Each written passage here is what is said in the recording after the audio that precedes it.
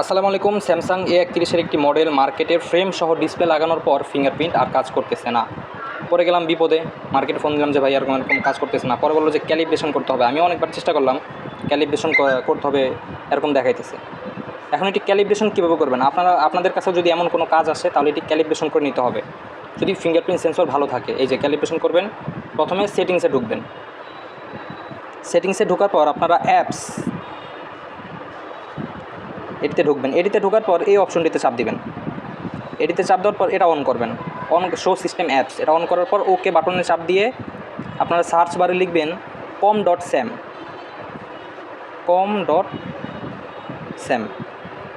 এই যে Android biometric, প্রথম অপশনে চাপ দিয়ে আপনারা এখান থেকে এটা স্টোরেজে ঢুকবেন। স্টোরেজে ঢুকে ক্লিয়ার ডেটা করে দেবেন। ক্লিয়ার ডেটা করার পর আলহামদুলিল্লাহ আপনার ফিঙ্গারপ্রিন্ট সেন্সর যদি ভালো থাকে আপনার ফিঙ্গারপ্রিন্টের অপশন চলে আসবে।